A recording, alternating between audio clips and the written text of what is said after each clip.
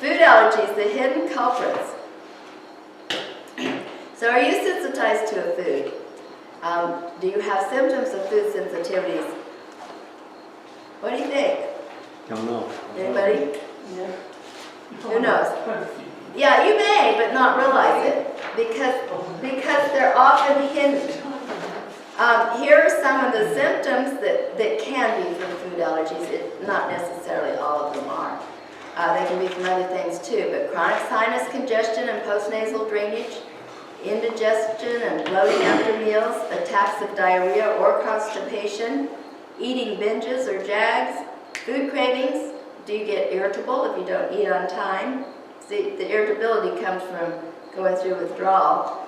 Are you more energetic after eating, or would you like a siesta after eating? Do you feel better if you skip a meal or fast? Alcohol, does it make you ill, take away symptoms, or do you get a hangover after just one drink? If you said yes to any of these questions, then you may be reacting to a food. But there's a much longer list of symptoms that can relate to food allergies too, even joint pain. So here's why we don't recognize these food allergens. It's because they don't give us that immediate reaction. Like if somebody's allergic to shrimp and they eat a shrimp, you know, they may just blossom right away with itching and swelling and all that. But these kind of allergens are hidden because it can take 24 to 48 hours for them to manifest. And during that time, you've eaten that food again, and so you eat it day in and day out, and it's just causing all these chronic symptoms, but you don't link it to the food. For instance, my mom had a friend who got a headache every Tuesday, and doctors couldn't figure out why. But finally, it dawned on her one day. She all week she didn't eat sweets. But on the weekend, she let herself have treats. And 48 hours later, she got the symptom, the headache. And so when she cut out the sweets completely, her headaches were gone. The church coffee table, right? The church, probably, yeah.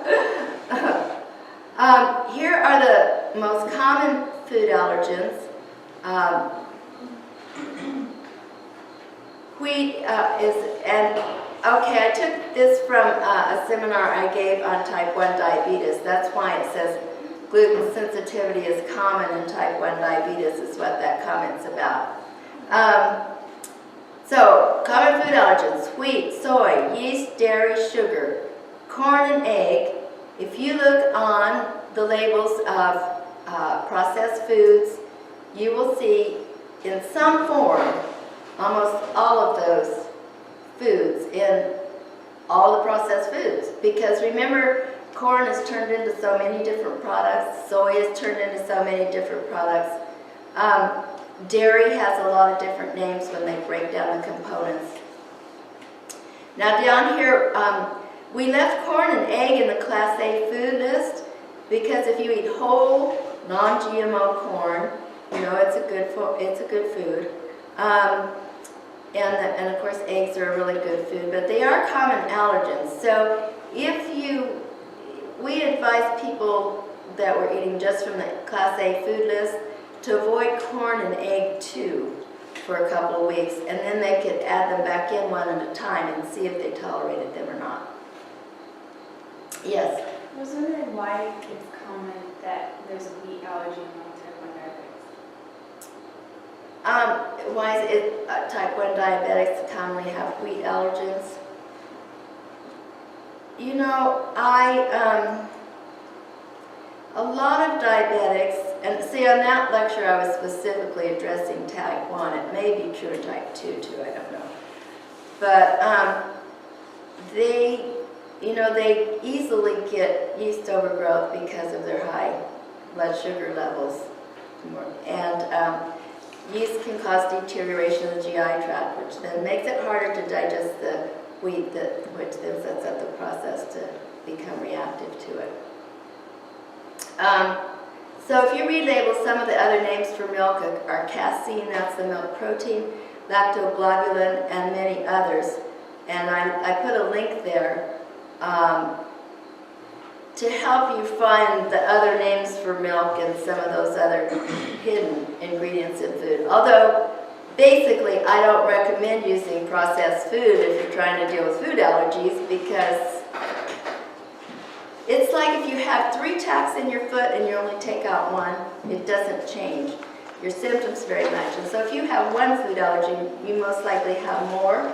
So what we're trying to do is get you off all the most common food allergens and then see how your body feels. And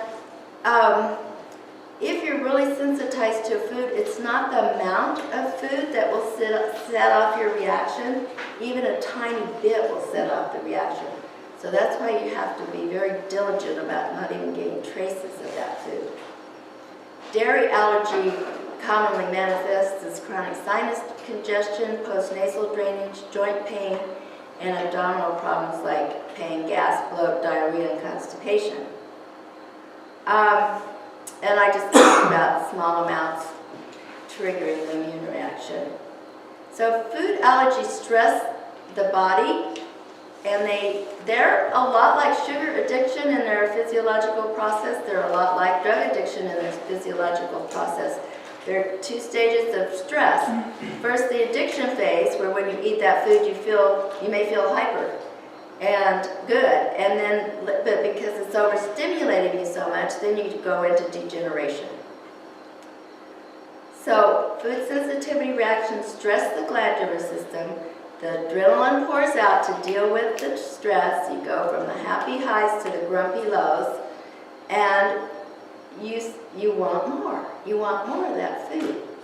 So if somebody just loves the food, they say they just can't live without it. That might be going on. When the glands wear out, you're on the degeneration side. Now just a couple of definitions. Food sensitivities can be a term that's used for reaction of the body's immune system to a food, which may be IgG mediated. So the poorly digested food goes into the body, into the bloodstream, and it looks like something foreign to the immune system. So the immune system says, the macrophage comes up and feels that particle and says, this doesn't belong to me, it's not me. So they call in the Army and the Navy and set off the immune system to try to get rid of it. But in that process, the immune cells release these chemicals in order to destroy the food, but then it also has that overflow effect of causing inflammation, allergy symptoms. So food allergies can damage the small intestine. These are villi, which are fingers, thousands of fingers that stick out of the surface of the small intestines, and so it increases the absorptive surface of the small intestines, so that they can cover like a football field, something like that, if you stretched them all out. And I think this was just an example of what happens in celiac disease, but food allergies can play the same part. These villi get gradually damaged, and then you can see the immune cells infiltrating here, and eventually they become flattened, and then it's really hard to assimilate your food because you've lost a lot of the absorptive surface. So these are IgG mediated when the food reaction is delayed even up to 48 hours later, and it makes them hard to detect. And what is IgG? It's a type of antibody. Yeah, they're basically 3 different types. IgM is comes up in the initial recognition of an organism or a food that doesn't look like a food, and then IgG gets higher later, and it's the delayed reactions. And then the 3rd type of antibody is IgE, and that's the kind that causes the immediate reactions. Those are the kinds doctors are able to test for better. So food allergies are mediated. The term is used for food allergies more when they're mediated by IgE. but less than 10% of the population has these type of food allergies. Now, another term is food intolerance, which can relate to the inability of the body to properly digest and assimilate certain food. For instance, if you don't have the enzyme to digest the milk sugar lactose, you have a lactase deficiency, and then you can't digest milk well. And it could cause gas and bloating and diarrhea and constipation too, but it's not necessarily an allergic reaction. So, but just for our purposes, so we don't have to get so picky, we're just going to say food allergies because that's a term we're used to using. So any organ can be affected by a food allergen. Dairy often affects the respiratory and digestive tracts and can cause asthma. Wheat often affects the brain and digestive tract. Dr. Rapp is a pediatric allergist who dealt with severely allergic children. And she would take extracts of foods, like just extracts of wheat, so it was just in like a clear liquid. And she'd have a child write or draw a picture, and they'd be fine, they'd be happy. And then she put a drop of wheat under their tongue, and some of them went berserk, kicking, biting, banging their heads in the corner, and often their writing or their drawing got real scrawly, and that was sure convinced me that wheat could be a major brain allergen. The other thing is, I think a lot of people have been in mental institutions and are still because of food allergies, and wheat really affects the brain, and people who are, psychologically affected don't have the wherewithal to test themselves for food allergies, and they don't really know about it in those mental institutions, so they just keep the process going. But I tell you, early on in my practice, my wellness practice, this lady came to see me, and she started telling me her story. And she had mental problems. She was put in a mental institution as a child. She was sexually assaulted there. And I think she went in when she was 12. She could never learn her numbers. She couldn't learn to read. She couldn't do math. And then finally her sister, and I think she was like in her 40s by the time she came to see me. Her sister got her out of that mental institution and took her up to see Dr. Jonathan Wright in Seattle. He was one of the first physicians to start dealing with allergies and replenishing people nutritionally. And so he got her off the foods that she needed to get off, and he started her building her up nutritionally, and her brain started functioning. She learned math. She learned to read. And she wound up living with her sister and actually taking care of the household and taking care of the checkbook. And it's, I almost cried hearing her story, because it was like all those years she lost because of eating wheat. I don't remember what all her allergens were. She probably had others. But like I say, I'm convinced that people are in mental institutions because of food allergies. Joints are commonly affected by dairy and wheat, and sugar can affect the brain and the energy systems. And food allergies can make it hard to lose weight too. They upset the body so much that it's hard to lose weight. Often if people just get off their food, the foods they're reacting to, their weight just starts coming off. It can be an amazing thing. So here are some of the causes of food allergies: a degeneration of the gut from eating damaged junk food, or overeating that overstresses the ability to digest, eating over-processed food, which all of us have, and especially like milk because it's all pasteurized, overgrowth of unfriendly organisms in the gut. That's what did it in my gastrointestinal tract and led to all the food allergies I had. And that came out of using antibiotics for recurrent infections. And then chemical sensitivity can be some of the causes of food allergies. So how do we detect food allergies? Well, the best test is the elimination test. where you get off as many foods as you possibly can. Some doctors take it to a real extreme, like just having people eat lamb and rice for a while, because usually people tolerate those, and then add food one at a time. There are some blood tests that can be done. They're not totally reliable, but they can be helpful. Most physicians, though, don't. Most physicians use the Igg antibody testing, and it's not a good way to test food allergens. And then biokinetics is an energetic treatment I learned that has to do with muscle testing. You put a food into your energy system, and then you see how the muscles react to it, because the nervous system is reacting with that food, the autonomic nervous system, and that changes the muscle tension. And then we could find what foods the person was reacting to, or even the inhalant allergens, and we could reset their nervous system, because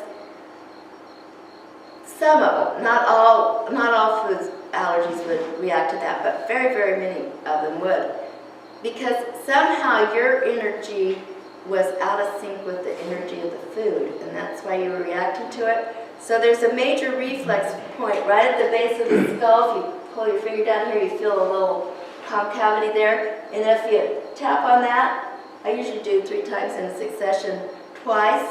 I used to have an instrument to use, but I lost it, so it's like, well, this works too. It can desensitize you to that food. Now, you may not hold the desensitization very long the first time, maybe only 2 weeks.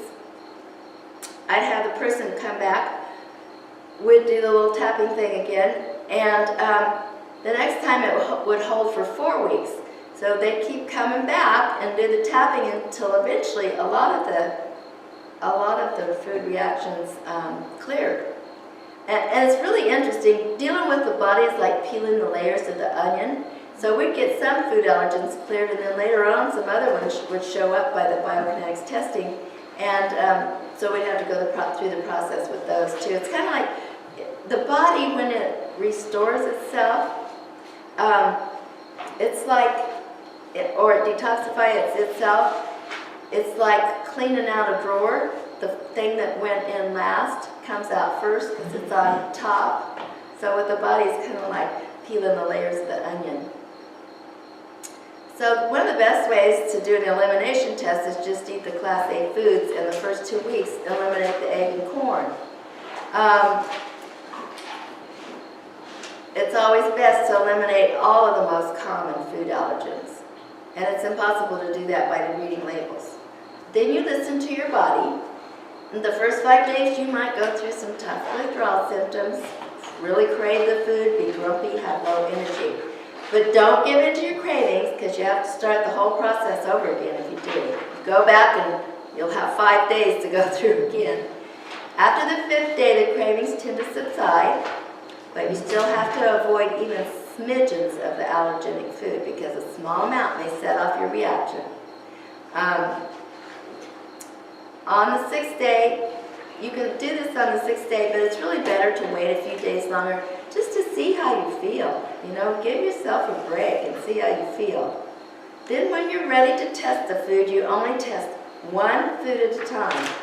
And you only eat 1/3 to 1/2 cup of the food. So if you're trying to test wheat, you want to get pure wheat, like bulgur or cracked wheat. You don't want bread, because bread has a whole bunch of other ingredients in it, and if you react, you won't know which one you reacted to. Then listen to your body for 2 full days. Is the symptom coming back? Depression, irritability, gas, bloat, etc. Weight gain won't show up right away, but if you feel like you're doing okay with that food, and so you start eating it consistently, and the weight starts coming back on, then most likely it's not a good food for you. And wheat seems to be one of those that does that. Write down any symptoms that recur, so you have a little record to remember by. And then you need to wait at least 3 days to let that food clear out of your system, and to make sure you're not going to get a delayed reaction. And then test another food. And then you just But if you have symptoms, if you test the food and you get symptoms, then you need to wait 6 days before you test another food, because it'll take 5 days to get that reactive food out of your system. Your symptoms with delayed food allergens can be from 2 hours to 2 days in appearance. So listen to your body for 48 hours. Don't test another food for at least 3 days, and follow the eating plan in Dr. Joe's Natural Healing Cookbook, because it's fun, delicious, and beautiful. If symptoms continue while you're eating only the Class A foods, then it may be hard to figure out the foods by the elimination method of testing. That's where blood tests may be helpful. And in my practice, I use some of the blood tests. Some were done by checking for Igg antibody levels. But biokinetics, once I learned that, was easier and faster and more specific and didn't cost nearly as much.